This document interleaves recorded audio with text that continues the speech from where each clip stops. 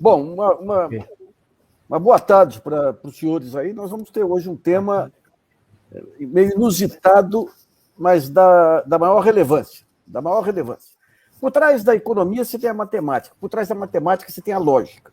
O que é a lógica? É um conjunto de princípios que define se determinada teoria tem consistência ou não tem consistência.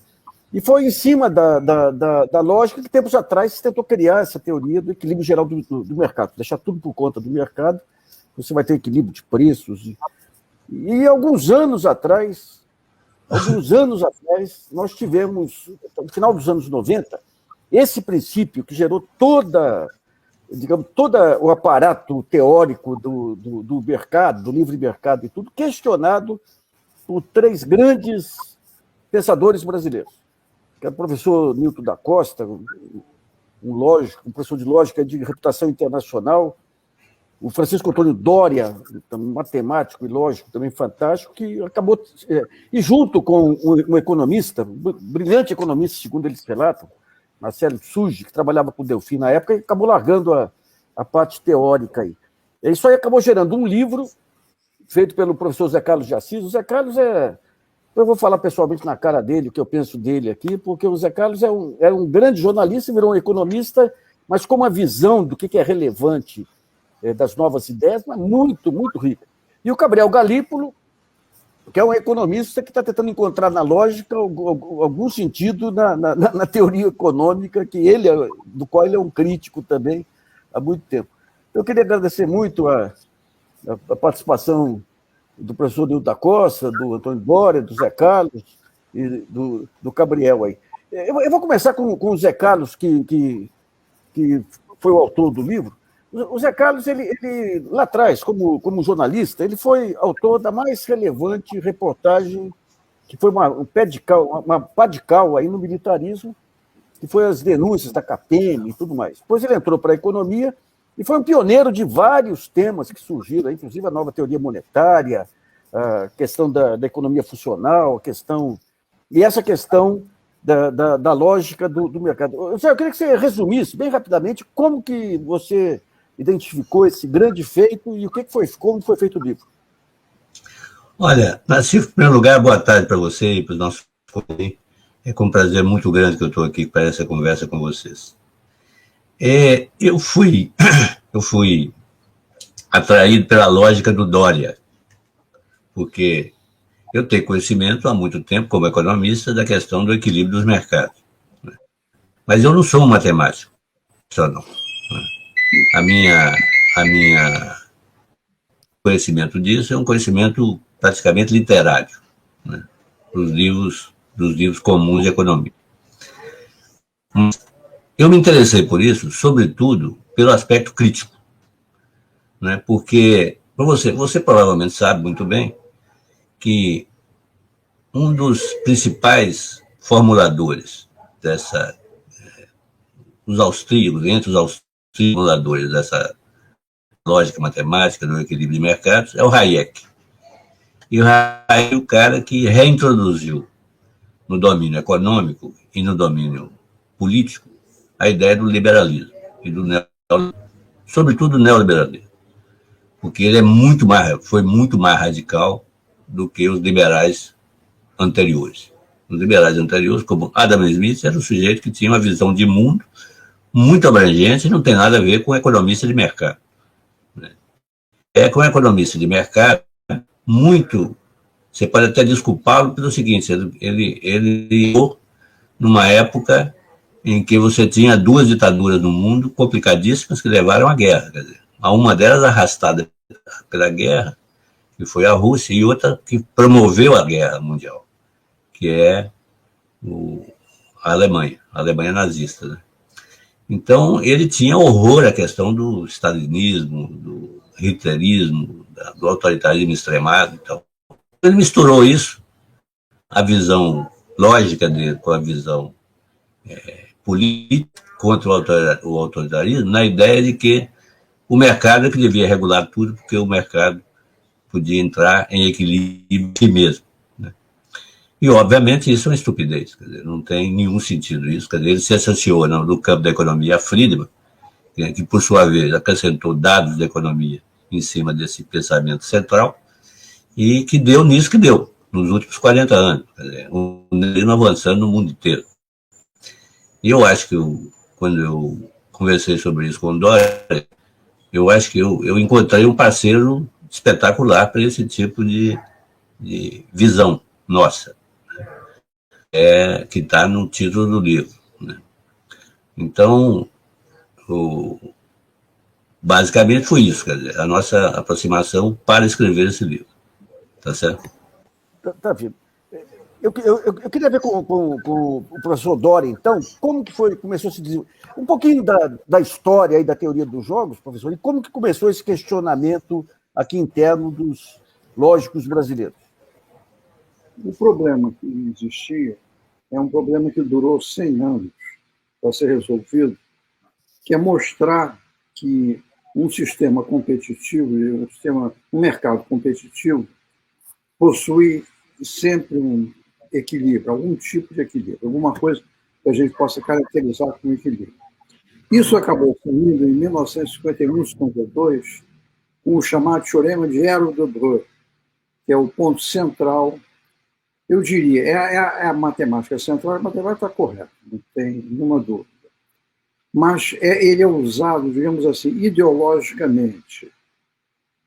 É o ponto central das esperanças, não chamo aquilo de teoria, esperanças neoliberais, que são formuladas numa teoria que é a teoria econômica neoclássica.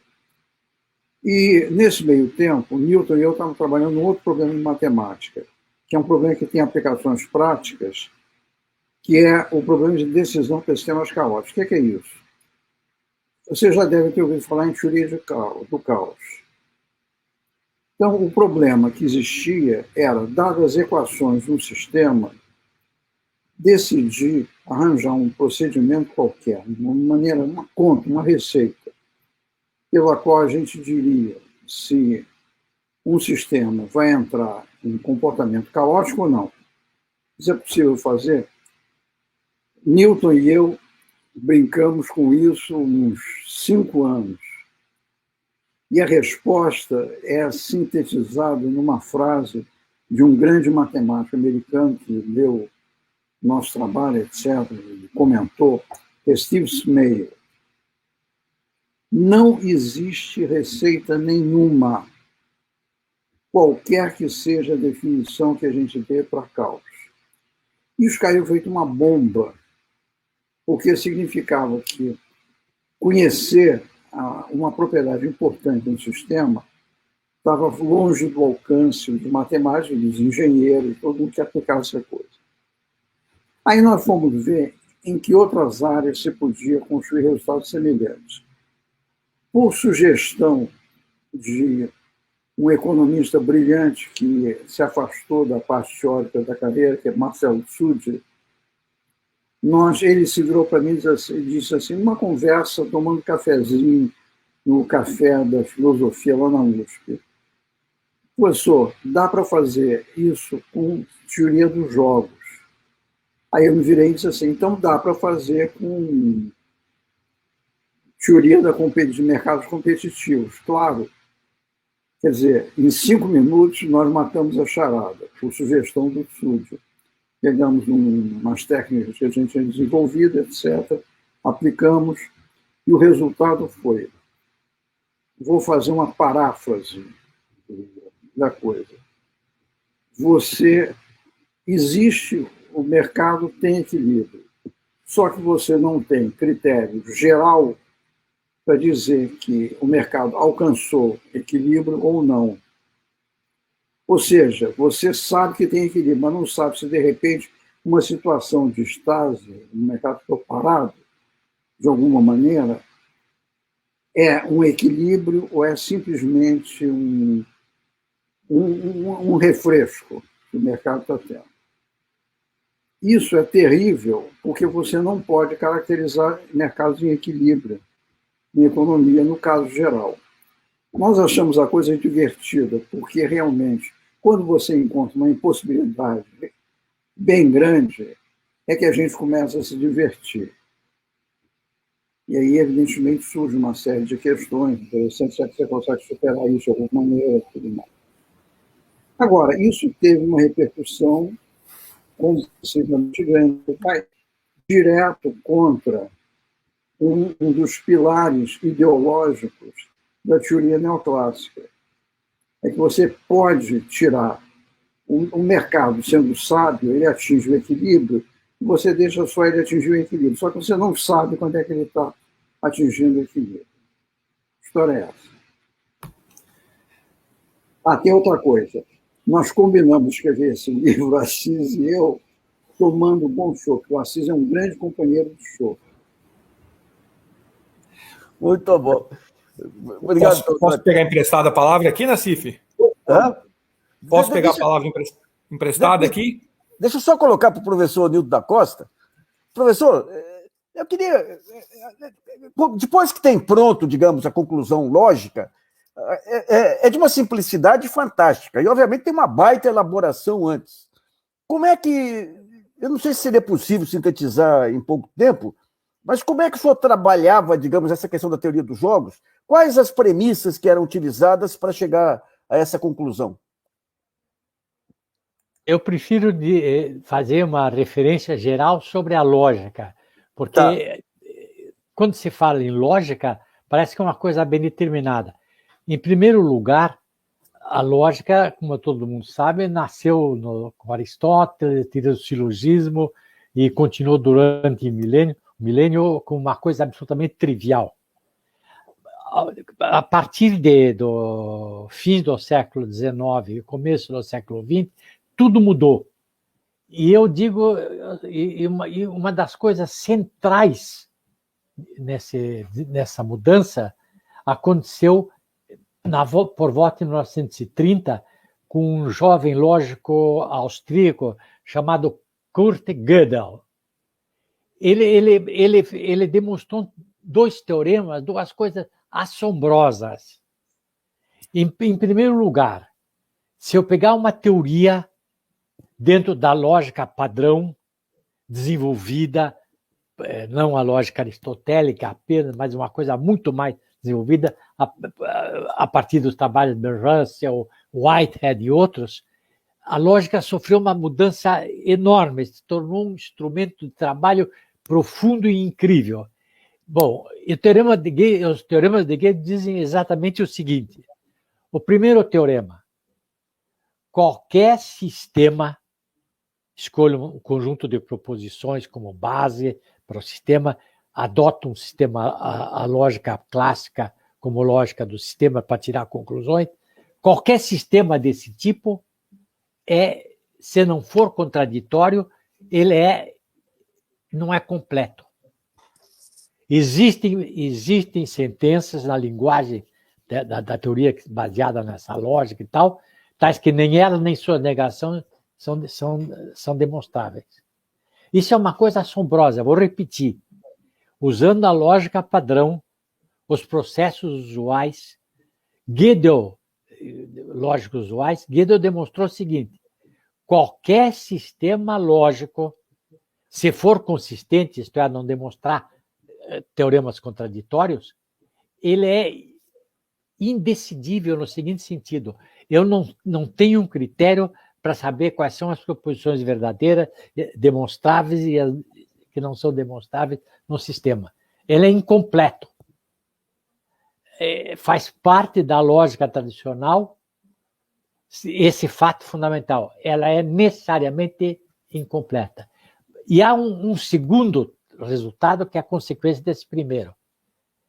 Se eu conseguir, agora abrindo um parênteses, é sabido em lógica, em matemática, que se eu desenvolver uma teoria na lógica padrão e chegar a uma contradição, essa contradição me permite demonstrar logicamente qualquer coisa. Portanto, uma teoria inconsistente, uma teoria que envolve contradições, é uma trivialidade. Tudo é teorema. Pois bem, então seria absolutamente sensato que para as principais teorias da física, da matemática, da química, a gente provasse que elas são consistentes, porque se não conseguir provar que são consistentes, elas são absolutamente triviais. É um jogo idiota. Pois bem, o segundo teorema de Gödel diz o seguinte: se a teoria que eu estiver considerando for tal que nela eu posso, não é uma coisa bem rigorosa, mas se nela eu posso falar da aritmética, posso fazer a aritmética das 4 operações elementares, ela é necessariamente incompleta. Sempre haverá proposições, tais que nem elas, nem suas negações, sejam demonstráveis na teoria. Qualquer teoria que eu bole é uma teoria aberta, se ela não for consistente. Se ela for consistente. Se ela não for consistente, tudo é teorema. Então, esse é o retrato dado por Gödel.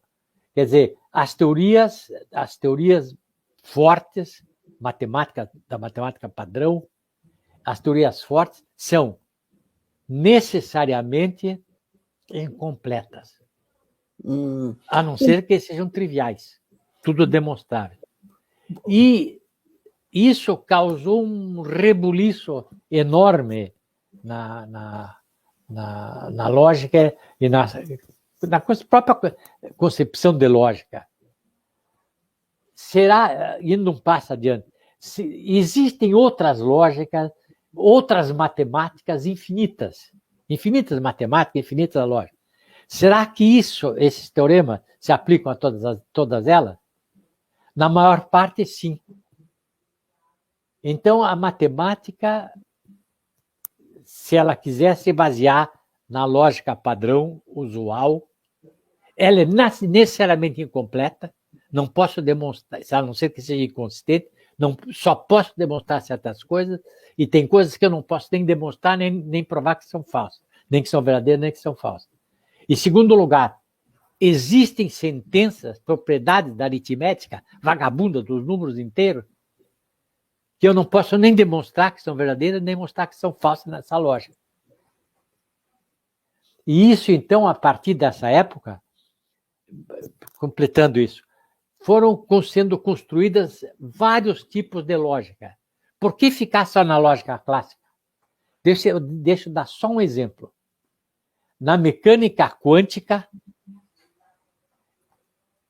padrão, usual, acontece uma coisa inacreditável. A lógica clássica não se aplica diretamente. Isso é uma coisa trivial, foi principalmente explorada pelos russos, mas a maior parte ninguém pensou nisso. A lógica padrão na mecânica quântica, ela se aplica. Eu vou estudar um tema. Esse tema eu limito bastante. Aplico a lógica clássica, funciona. Se eu não aplico a lógica clássica, não funciona. Se eu tento aplicar a lógica clássica sem delimitar inicialmente o que eu quero fazer, eu chego à contradição. Então, acontece o seguinte, é uma coisa errada, e eu fico surpreendido de que tanta gente ignora esse fato, que a lógica, mesmo na forma matemática, a la Gödel, a la Russell, a la Whitehead, não se aplica nem na mecânica quântica. É inacreditável isso, eu fico assombrado de como é possível um sujeito falar de lógica, de coisa, e ignorar as coisas mais simples de lógica. Hoje, que qualquer estudante de ginásio na Alemanha sabe. Então, terminando o que eu quero, coroando o que eu queria dizer, é preciso tomar muito cuidado quando hoje a pessoa fala de lógica. É uma questão delicada. Existem teoremas incríveis, como os teoremas de Gödel, resultados incríveis, como o resultado esse eu acabei de mencionar agora. E então a gente tem que tomar cuidado. Será que a lógica da física é a lógica clássica? Será que a lógica da física é o tipo de lógica diferente ou não? Isso é um problema ainda meio precisa estudar mais a fundo. Então, o que eu quero dizer é o seguinte, a lógica não é a trivialidade de Aristóteles. Ninguém estuda a lógica em 15 minutos.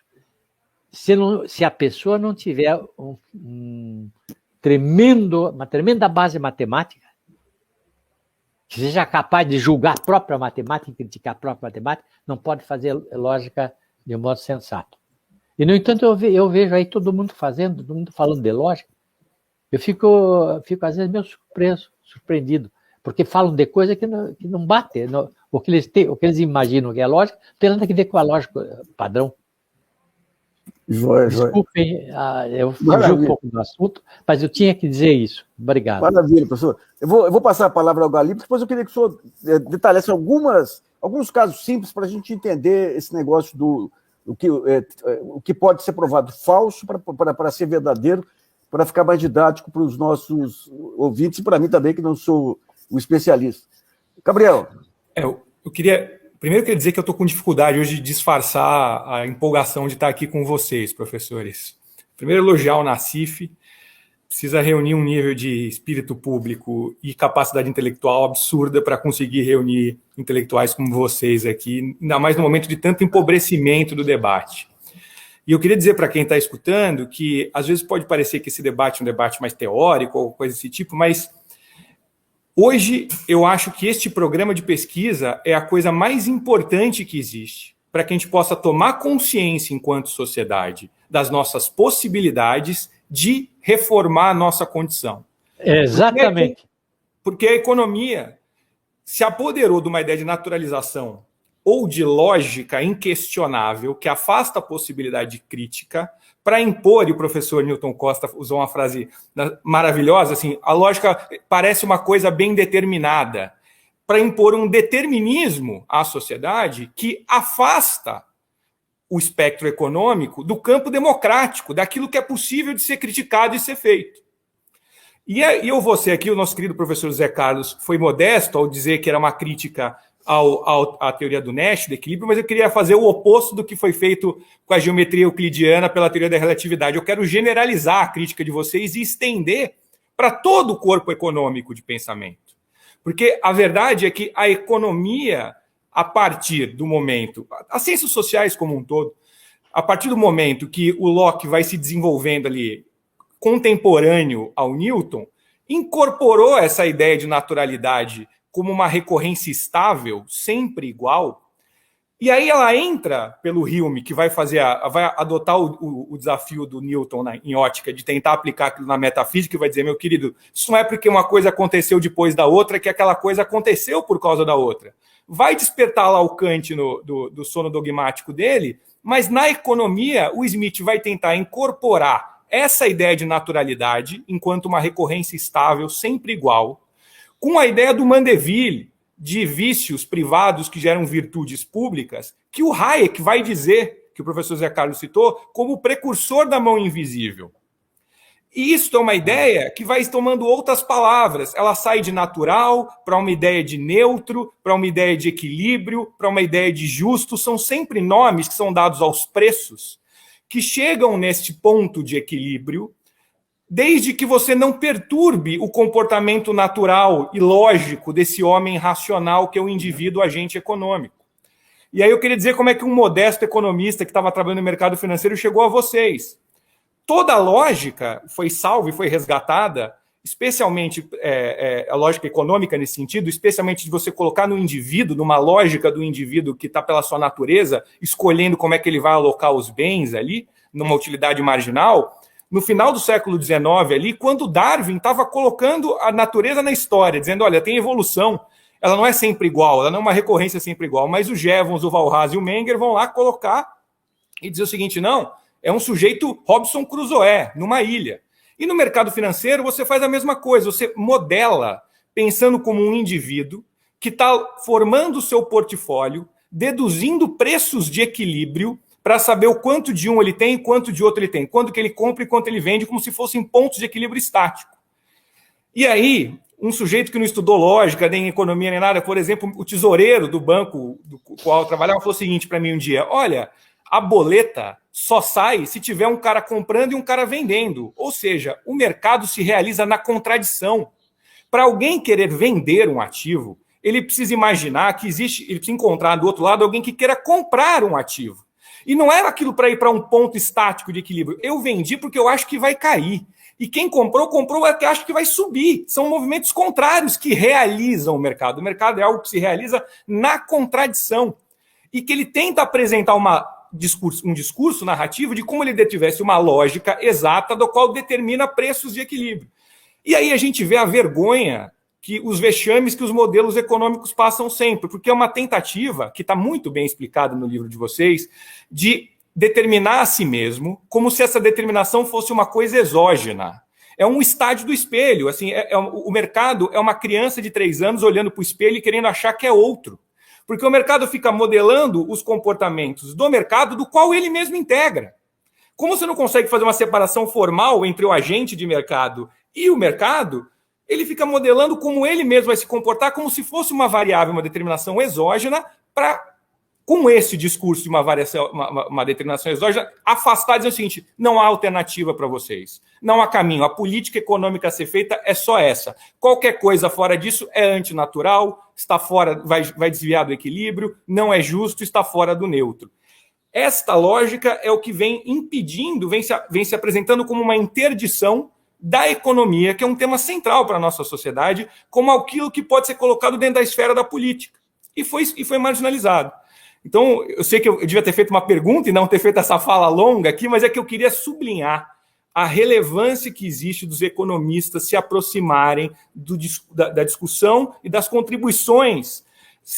Para usar a expressão que foi usada pelo professor Newton da Costa sobre as colunas de Hércules, uma coluna fundamental desta reforma desta sociedade que a gente precisa fazer é a gente apresentar esta crítica, incorporando a contradição, dizendo que a economia não é uma naturalidade, uma normatividade externa inquestionável, e sim algo que precisa ser colocado e criticado e questionado. É isso que eu queria falar. Olha, completando o que você está dizendo, talvez a lógica, sem dúvida nenhuma, seja paraconsistente, que é a lógica que envolve contradições, não chupa contradições, não esconde. Exato. Que você desenvolveu, professor. Sem microfone, Nassif, você está sem microfone.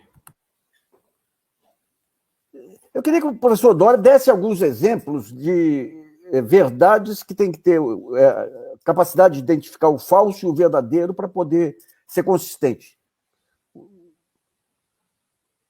Está sem microfone, professor Francisco. Espera aí, eu não estou escutando. Não. O professor Francisco está com o microfone desligado. Já deve estar ligado. Agora sim. Tá. Nós estamos trabalhando, quer dizer, já acabamos, está com o editor, num livro que a gente acha que vai, teoricamente, é uma coisa que nós estamos preparando para ser de grande interesse. Chama-se Sobre o Sexto Problema de Hilbert. Nós já temos contrato assinado com uma editora americana que deve tirar esse livro. Dória, desculpe interromper. Acabei de receber um e-mail do Tsuji que já foi aprovado o livro e que simplesmente agora estão vendo qual é a época que vai ser publicado. Maravilha, presentão. Vai sair pela Springer Nature, que é uma fusão da editora Springer alemã com a Nature, que publica aquela grande revista científica. Bom, tudo bem.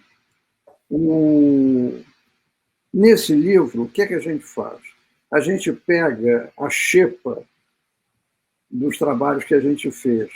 É a xepa, porque, por exemplo, para demonstrar aquele problema sobre o cálculo, já que não existe algoritmo, não existe uma receita para a gente determinar se um sistema vai desenvolver comportamento caótico ou não, nós tivemos que axiomatizar uma boa parte da física.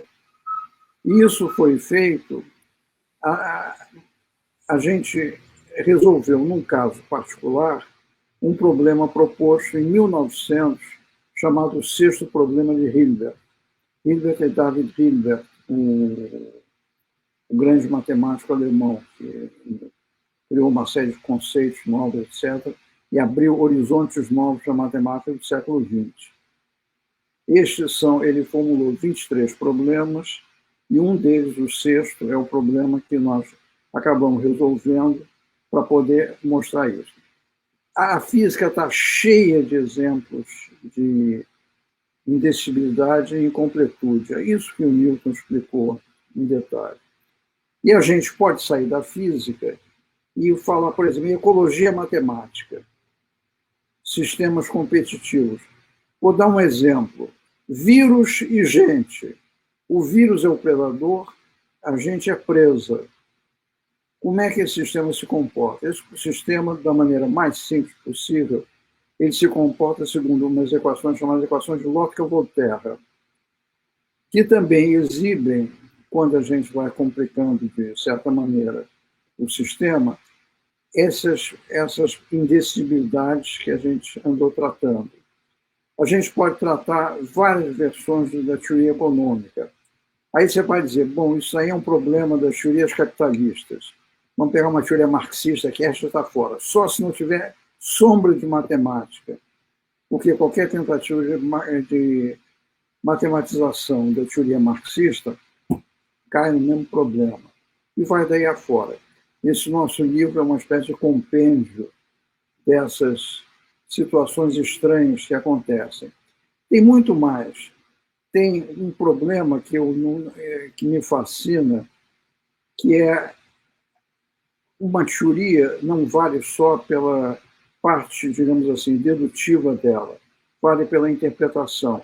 Só que há infinidade de interpretações possíveis. Como é que a gente vai escolher uma? Não sei. Vou dar um exemplo de teoria que cai nesse caso. Relatividade geral. Aí vocês vão dizer, mas se uma teoria muito abstrata, maluca, que ninguém compreende, tudo mais, muita matemática. Mas você não tem Waze funcionando se você não usar relatividade geral. Você vai começar a ter erro de 200 metros, 300 metros. No GPS, né? No GPS. Ou seja, o GPS só existe porque Einstein, em 1916, apresentou uma teoria da gravitação que ninguém entendia, porque a matemática era muito complicada. Agora você tem que saber essa matemática. E, por outro lado, a gente pode complicar a coisa usando as técnicas que a gente desenvolveu. Eu não sei, eu acho isso tudo divertido, porque quanto mais confusão se instala, melhor. É como eu vejo a coisa. Não gosto de um mundo muito certinho, não. Gosto de um mundo com suas altas irregularidades. Nassif, eu posso pedir para eles darem uns 2 ou 3 exemplos básicos de lógica que incorporam esses problemas paradoxais ou de contradição para quem está nos assistindo aqui? Vocês citam no livro o problema da divisão da cidade, de quem fazia a barba do barbeiro e quem fazia a barba consigo mesmo, o problema do paradoxo da onipotência, que é um problema que existe desde o século XII, e o problema de você conseguir, assim como você falou dos vírus, de você conseguir ter um software que consiga prever... É fundamental. Isso. Olha cá, nós estamos, Newton e eu, estamos começando um projeto de pesquisa que é um desenvolvimento de uma teoria matemática baseada na teoria genética. O Walter, eu peguei até esse livro daqui, é um livro interessante, e no qual a gente traduz toda a genética de um vírus numa teoria abstrata matemática, a teoria das equações diofantinas. Vírus é equação diofantina, porque a gente quer. E um dos objetivos é provar esse teorema fundamental. Não existe uma vacina universal para vírus. Toda vacina, toda vez que aparecer um vírus novo, você vai ter que pesquisar e desenvolver uma vacina nova. Você está exatamente pegando aquilo que a gente está começando a fazer. E aí, professor Doria, por que não existe um computador que não consegue prever e evitar o erro de dar o pau, que é quando ele fica num loop infinito de referência circular? Por que a gente não consegue fazer isso? Exatamente porque existem essas irregularidades todas, essas impossibilidades na matemática. Você está se referindo ao chamado problema da parada. Eu me referi especificamente a uma situação mais geral que foi provada em 1952, chamado Teorema de Rice, que mostra que, tirando coisas triviais, um computador não decide absolutamente nada. Nada. Isso é o que embasa o nosso trabalho. E aí, de alguma maneira, a gente poderia transplantar isso para o mercado dizendo o seguinte: olha, eu sou um agente que olha para os pressupostos, e aí, quando eu faço a minha ação, eu mudo a realidade em qual aquela mesmo eu atuei. E aí eu começo a misturar um pouquinho. Eu fico pensando, viu? Uma vez, professores, eu vou levar vocês para ver o que são aqueles montes de pessoas em frente a uma terminal da Bloomberg, tentando descobrir o que eles mesmos vão fazer. É um processo muito interessante, porque eles estão tentando desvendar como é que eles mesmos vão descobrir o preço que vai ser formado pela ação deles mesmos. Quando eu vejo a sua explicação de por que eu não consigo fazer um software que vai desvendar como é que vai se programar um software, porque ele realmente também é um software, me parece muito com isso. É o que poeticamente se chama de cisne negro, Black Swan. É impossível detectar Black Swan e você também não consegue evitar. São as irregularidades que te surpreendem no meio do mercado. Isso aí, na CIF não sabe, acho que nem Newton sabe, mas eu trabalhei no mercado antes de fazer pós-graduação, etc., antes de virar matemático teórico. E fiquei fascinado pelas impossibilidades que o mercado exibia. Sobretudo essa questão do Black Swan, que eu intuía, e depois foi formulado por Najib Taleb em 2008, 2009, né? Ele levantou a questão. Eu vou contar uma anedota aqui de um amigo do Nassif, que eu não vou revelar o nome, mas acho que ajuda para o professor Newton dar risada e dar nas aulas dele sobre as confusões lógicas entre sujeito e predicado, pressupostos e resultado. Você sabe que uma vez eu estava numa reunião, Nassif, não sei se eu te contei essa história, com um dos principais grafistas do mercado brasileiro. O grafista é aquele sujeito que olha preço e tenta fazer determinação de projeção de preço pelos gráficos, topo duplo, resistência, fica olhando aquilo ali. E estava uma grande discussão numa mesa, professor Newton, tentando determinar, dizendo o seguinte: olha, se por acaso os republicanos ganharem a eleição na Câmara, nos Estados Unidos, provavelmente o dólar vai se desvalorizar. E se por acaso acontecer ao contrário, se os democratas ganharem, provavelmente o dólar vai se valorizar. Aí o sujeito pegou o gráfico, fez vários desenhos sobre o comportamento do dólar, e após fazer a trajetória do dólar, falou o seguinte: pelo gráfico do dólar, acho que os democratas vão ganhar a eleição. Ele inverteu a relação de causalidade. Essa é muito boa. Pelo gráfico do dólar... Cá para nós. Um outro economista que tem um nome ilustre de um dos construtores do país, que é o Hélio Beltrão Filho. Ele pegou as curvas da Covid lá no começo e tentou fazer grafismo em cima das curvas da Covid. A partir daqui tem uma linha de resistência, a Covid cai, a Covid sobe. Eu queria ver com o professor. Professor, hoje se fala nos algoritmos, na inteligência artificial. A partir desses estudos que vocês fazem sobre isso, uma das conclusões é que o computador não tem essa inteligência. Quais são os limites aí da inteligência do computador? São os mesmos limites, são as mesmas restrições às quais os sistemas lógicos, em geral, estão sujeitos. Quer dizer, dado qualquer computador que esteja funcionando de modo sensato, eu posso achar um problema que o computador não resolve. Ele não pode resolver tudo. Isso equivaleria a dizer uma teoria matemática que envolvesse tudo. O paradoxo de Russell está lá. O conjunto de todos os conjuntos que não se pertencem a si mesmo, pertence a si mesmo, sem somente ser, não se pertencer. É fácil ver que você prova isso. Então, se uma teoria for muito desenvolvida, automaticamente ela estoura. Não dá. Então, ela tem que estar sempre com o cabelo bem cortadinho. Não existe cabelo tipo grego, que o Chito pode fazer coisas incríveis com qualquer teoria. Toda teoria tem limitações absolutamente incríveis. Agora, se a lógica clássica for a lógica em consideração, se eu quiser outro tipo, existe para outros tipos de lógica, se pode fugir em parte dessas limitações. Mas parece que isso é uma coisa fundamental. O cérebro humano não consegue elaborar um sistema lógico que não esteja sujeito a restrições inacreditavelmente fortes. Então, eu queria entender uma coisa no sistema humano, que é a chamada intuição. Até foi, se eu não me engano, foi aquele enxadrista, o campeão mundial aí que enfrentou um computador. Ele dizia o seguinte: eu tenho aqui um conjunto de alternativas e eu escolho uma alternativa. Essa alternativa, o pessoal chama de intuição, mas por trás daquela intuição tem um conjunto de conhecimentos.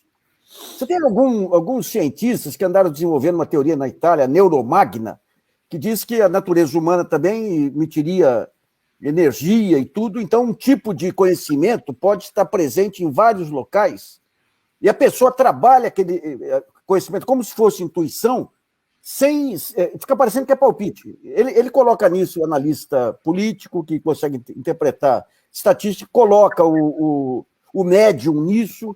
Como é que o cérebro humano trabalha com esse tipo de intuição, professor? Eu acho que, na verdade, não só ser humano, mas deixamos de lado falar de cérebro, qualquer teoria que eu queira desenvolver muito forte, dependendo da lógica que eu uso, ela automaticamente colapsa.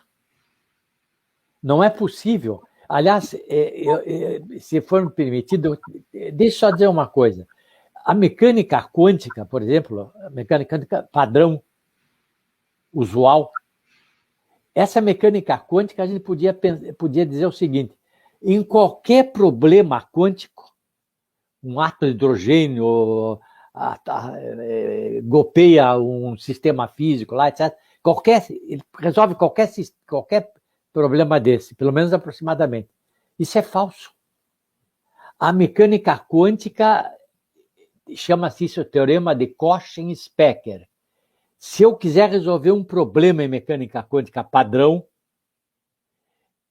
eu tenho que delimitar uma parte do universo possível, dos valores que essas grandezas podem assumir, etc., que aparece no problema, para então localmente resolver.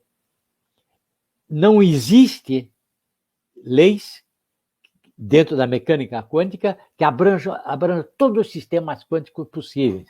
Mesmo se eu pegar o átomo de hidrogênio sozinho e querer fazer um sistema, que é um sistema, formular um sistema, que é uma coisa absolutamente trivial quase. Não dá. Então, o que acontece é o seguinte: na mecânica quântica, nós estamos sujeitos a uma limitação inacreditável. Eu repito, embora a lógica da mecânica quântica, numa primeira aproximação, essa quântica usual, seja clássica, o que vai acontecer é o seguinte: quando eu vou aplicar, eu não posso aplicar no domínio quântico todo. Eu tenho que limitar um determinado domínio e aplicar a lógica aqui. E ela não... As grandezas que estão aqui, se eu quiser passar para fora desse domínio, o que vai acontecer é o seguinte: carece de sentido. Então eu vou repetir. A mecânica quântica é uma disciplina local. Se eu quero resolver um problema, eu tenho que delimitar tremendamente bem o problema e tentar resolver. Se eu quisesse aplicar uma quantidade bem grande de problema, eu entro em contradição. E aí, professor... É inacreditável, isso é inacreditável. É inacreditável. Quer dizer, a mecânica quântica é uma disciplina fenomenal, é uma das mais... É incrível o que ela faz, mas ela só faz localmente. Eu, quando vou estudar um átomo, uma família de átomos, por exemplo, de uma certa substância, tenho que delimitar bem o que eu vou fazer, e se eu quiser entrar em conexão com coisas que estão fora dessa limitação, não dá, entra em contradição. Professor, deixa eu só pegar esse seu exemplo aqui, um pouquinho para análise econômica e sociológica. Aqui é a maneira como os economistas, por exemplo, tratavam a questão da inclusão social. Eles pegavam como se fosse algo contínuo. E a gente via no dia a dia do pessoal simples, a partir do momento que o sujeito vira classe média ou tudo, é um outro sujeito, não tem nada a ver com aquele anterior. E para pegar um sistema mais banal ainda, se for pegar o Supremo Tribunal Federal, os ministros, antes de serem indicados e depois de serem indicados, substâncias totalmente diferentes, né? Então, a partir disso, qual que é o futuro da economia? Olha, isso eu não sei. No futuro da economia, na minha intuição, é interessante desde que ela perceba que a gente pode utilizar vários sistemas lógicos. Em algumas, fazer delinear um único sistema que aplica tudo, qual é o sonho de Aristóteles, eu não sei se isso vai ser possível. Provavelmente não é. Eu estava... Gabriel. Não, eu só queria comentar uma coisa que eu acho que está relacionado com um ponto que você comentou e os professores comentaram aqui também. Primeiro, uma das coisas que faz a gente ficar perseguindo dogmaticamente, ou para usar a expressão do Kant, um horizonte como se fosse um ponto de chegada dogmaticamente, quando a gente navega nesse mar sem orlas, essa ideia de que o problema da modelagem é uma ausência ou uma insuficiência de dados, né? Ou seja, é que se eu recolher mais dados eu vou conseguir resolver o problema, né? Ou uma capacidade computacional. Como os professores parece que estão mostrando aqui, se eu estiver falando besteira, por favor, me corrijam, é um problema constitutivo lógico mesmo, de impossibilidade de uma teoria do tudo nesse sentido. Porque quando ela vai não existe. Exato. E aí, o ponto para a economia, que me parece, é um problema que não é só para a economia, mas para o ser humano.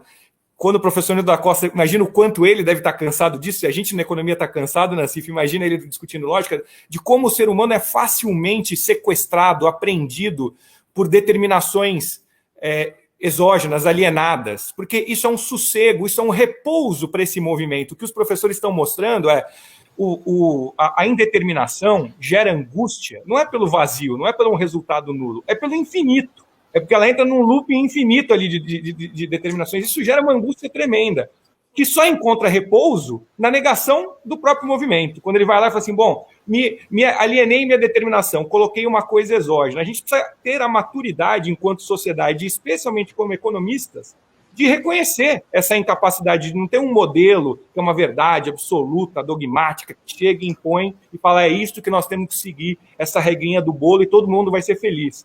Como disse o Woody Allen, não é porque a gente fez tudo certo que vai dar tudo certo, não é isso? Nassif, eu queria fazer uma observação aí, Nassif, porque eu vou ter que daqui a pouco sair, porque eu estou com outro compromisso, e eu estou entusiasmado com esse debate, porque eu acho que nós estamos completando uma coisa que estava faltando, e que eu tenho procurado muitas vezes, quer dizer, é as linguagens, quer dizer, qual é a linguagem psicofilosófica para você economia? Qual é a linguagem técnica, qual é a língua popular e qual é a linguagem do povão.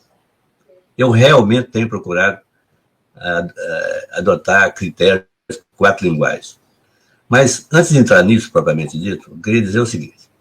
A questão das contradições, eu acho que isso foi mais ou menos resolvido por um sujeito chamado Karl Marx no fim do século XIX. Porque quando ele entrou de dialética, porque não é lógica, é dialética. E a gente compreender a evolução como um processo aberto, e não como um processo lógico. Né? Então, por isso, economistas de mercado, os economistas equilibristas, não gostam de Marx, porque eles querem um sistema fechado, para explicar a economia inteira. Né? Então, Só para pegar um exemplo absolutamente banal, hoje o editorial do Estadão, o Estadão defende lei do teto, defende corte de políticas sociais, defende fim de políticas sociais, defende fim de investimentos públicos, e hoje ele faz um editorial seguinte, se não cuidarmos de dar oportunidade para os 14 milhões, 15 milhões de jovens aí, o Brasil vai matar o seu futuro. Ou seja, há uma dificuldade de relação causa e efeito aí. Mas o Dória estava querendo falar, Dória?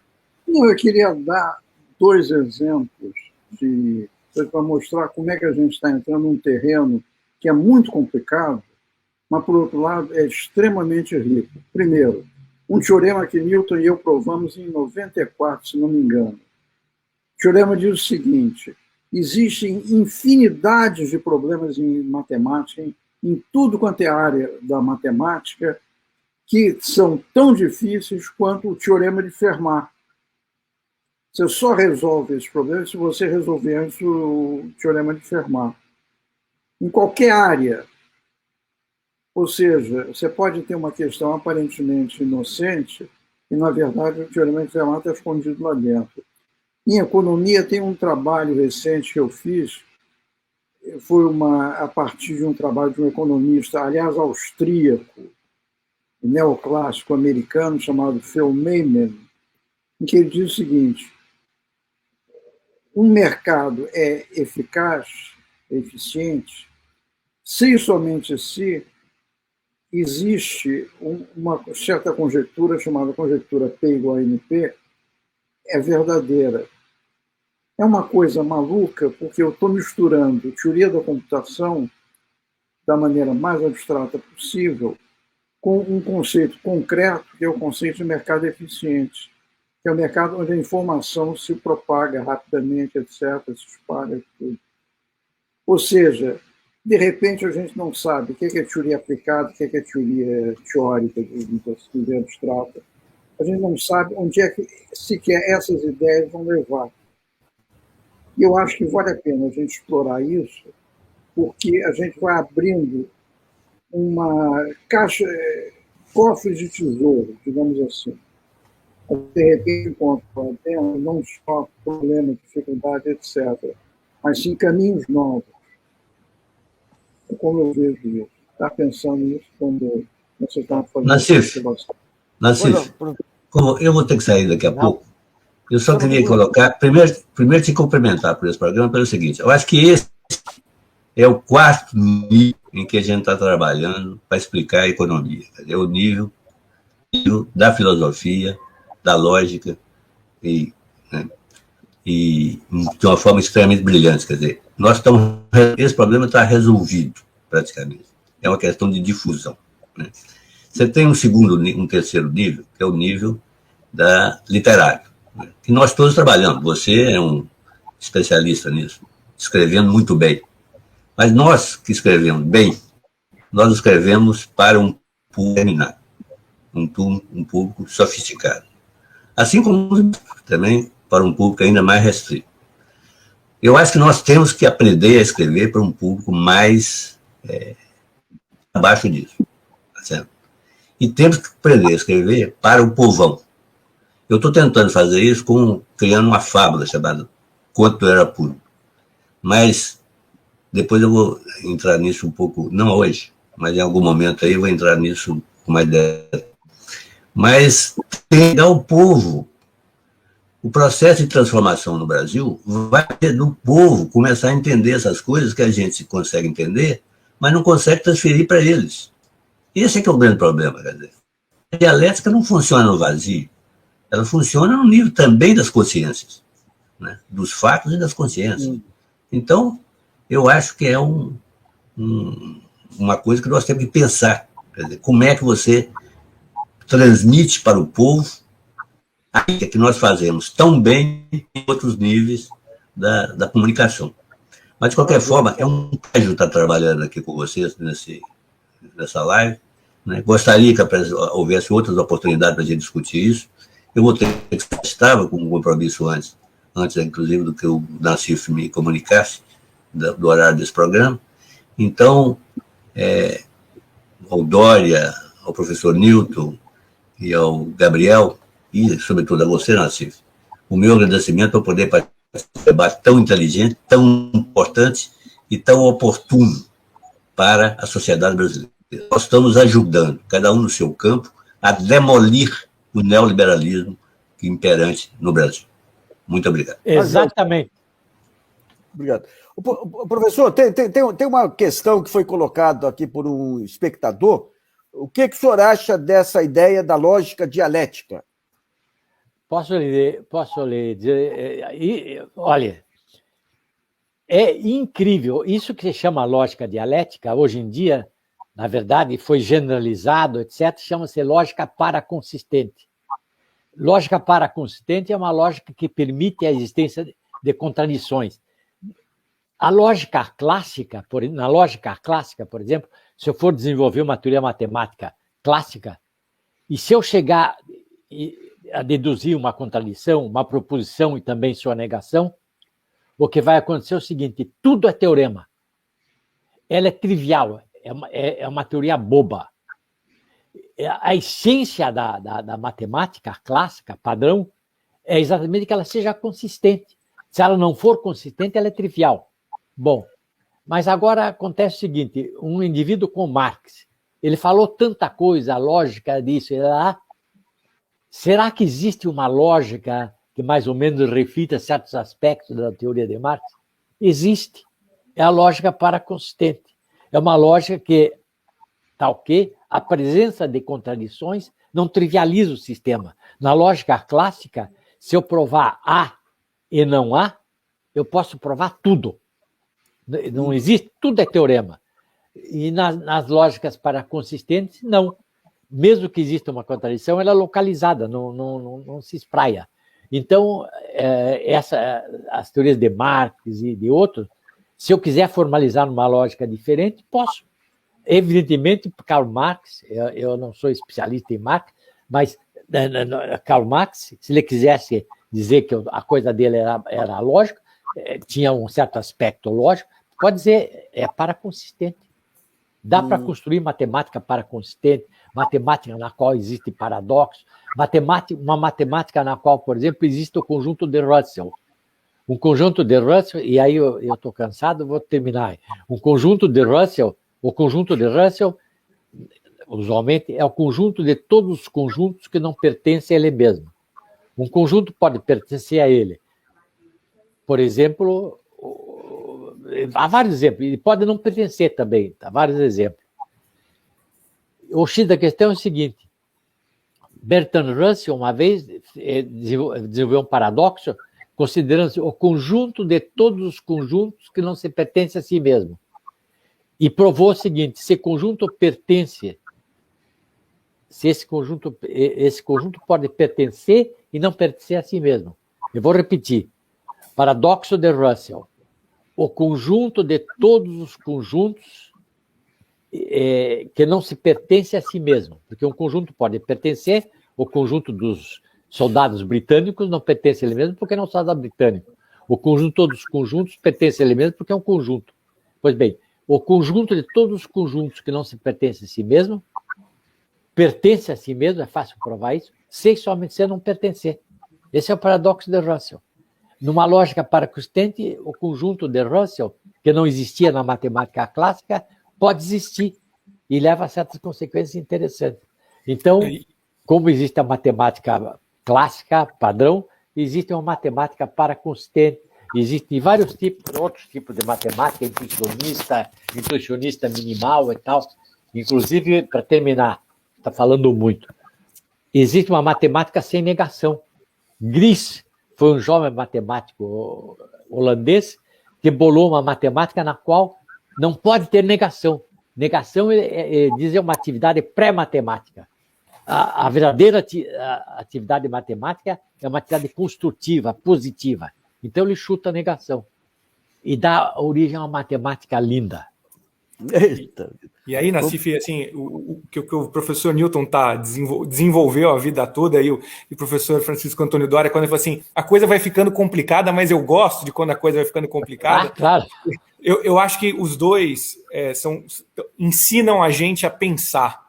E talvez por isso que é uma coisa que tenha tanta dificuldade, às vezes, para o ser humano abraçar, porque o ser humano, às vezes, quer receber uma formulinha de como é que ele faz uma receitinha bonitinha. Só que isso é morto. Isso é um ponto estático. O que o professor Newton e o professor Francisco estão mostrando aqui para a gente, o que é um movimento do pensamento, o que é um pensamento vivo, que tem capacidade de movimento. E aí não é seguir uma receita de bolo. Mesmo quando quem lê Marx como se fosse uma receita de bolo, está lendo a partir de uma lógica clássica e não dialética. Você tem que aprender a pensar entendendo que nem sempre a coisa de A ou B é legal para o concurso que passa na televisão, que o senhor está trancado lá sabendo se ele troca essa geladeira pelo não sei o quê, aí funciona. Agora, para a vida real, a coisa é um pouco mais complexa do que se um ou outro, né? Às vezes é um e o outro e é mais complexo. Maravilha. Olha, eu sou um velho, eu estou começando a ficar cansado. Eu daqui a pouco vou ter que sair, mas não quer dizer que eu não esteja gostando. Para mim, quanto mais discussão, então é melhor, mas Bom, começando a cansar. Não, a gente tá chegando ao final aqui, professor. Eu queria agradecer muito a presença Poxa, é um prazer.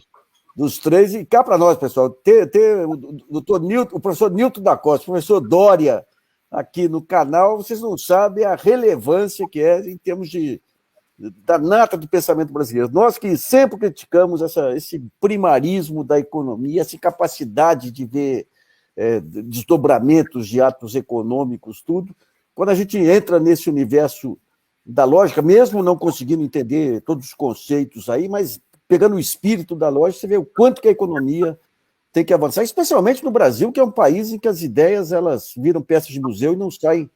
Professor Dória. Posso fazer uma pergunta só para os três, que eu queria ouvir, uma coisa condensada. Eu sempre, desde garoto, eu sempre quis saber o seguinte, e depois de viajando muito para o exterior, etc., eu comecei a verificar o seguinte: o Brasil, a cultura brasileira é quase, no sentido de matemática, física, filosofia da ciência, no exterior é quase nula. Ninguém sabe nada. Praticamente 90% dos nossos intelectuais não conseguem publicar numa revista no exterior, numa revista em inglês, nem no Comité da Academia de Ciências da França. Pois bem, então eu pergunto o seguinte: o que há com a cultura brasileira, com a capacidade de pensar originalmente brasileira? Existe isso ou não existe? Eu quero ouvir só as suas respostas. Professor, rapidamente. Eu tenho um guru chamado Manuel Bonfim. Manuel Bonfim ele foi era um psicólogo, biólogo, um historiador do começo do século. Ele escreveu um livro chamado América Latina, Males de Origem. Ele não era um especialista. Ele era uma pessoa que pegava as ideias e conseguia ver de forma moderna. Ele conseguia ver, ele derrubou as teorias raciais lá, derrubou as principais teorias sobre o subdesenvolvimento brasileiro, entendeu o golpe do encilhamento e tudo, e ele foi amaldiçoado pela inteligência brasileira. Silvio Romero, porque ele era muito moderno. E ele ia contra as igrejinhas que se formavam lá e tentava demolir as igrejinhas. E Silvio Romero era contra todo mundo. Pois é. Daí ele apareceu num livro dos anos 90, o Darcy Ribeiro entendeu, porque ele sempre viu o desenvolvimento como uma coisa integrada, cultural, conceito de nação, conceito... Mas o Brasil é o cemitério das ideias modernas, eu acho, professor. Mas por quê? Deixa eu fazer uma observação. Ele foi retratado em Tenda dos Milagres, de Jorge Amado. Ele é um dos personagens centrais, Manuel Bonfim. Olha só, não sabia disso. Pois é, mas está lá. Porque aquilo dali é tudo baseado em gente que existiu. O Nilo Argolo, que é o bandido, era um baiano chamado Pétion de Villars, que usava o pseudônimo francês de Pétion de Villars, só escrevia em francês e em alemão. E tem o que se opõe a ele, e acaba derrotado nos embates acadêmicos, é o que representa o Manuel Bonfim. Que coisa, né? É a estratificação social brasileira e a incapacidade o receio que você tem parte dessa elite intelectual e financeira de qualquer mudança que possa ocorrer. Opa. Gente, isso. De pensamento. A verdade é essa. Nassif, muito obrigado. Grande abraço aí, Dória. Te conhecer. Prazer foi todo meu, professor. Foi uma honra poder estar aqui numa mesa com você. Agradeço ao Nassif, que só o Nassif é capaz de produzir essas coisas. Falando do que aconteceu com o Brasil ou não, mas o Brasil produziu gente que nem vocês, que são outro tipo de gente, outro tipo de gente. Produziu, por exemplo, Pátrio Vieira. Vocês estavam falando, nós já tivemos gente de primeira classe no mundo. E o Dória agora, então? E agora o Newton, né, o cara? O Dória foi embora? Não, está aqui, está aqui. Mas eu não estou vendo nada a cara dele aqui. Ué, eu estou vendo aqui, professor. Pois é. Fala aí, Dória. Agora vem a resposta de você, vamos ver. Pois é, tudo bem. Newton é um grande sujeito. Então tá eu fui por ele da sarjeta científica. Maravilha. Bom, queria então, mais uma vez agradecer ao Nilton Costa, ao Dória e ao Gabriel Galípolo aí. E esse programa é para aguardar, para assistir várias vezes, até para absorver todos os conceitos que foram colocados. Viu? Um grande abraço, então, a todos aí. Um abração, tudo de bom, obrigado. Um abração, professores. Obrigado, Nassif.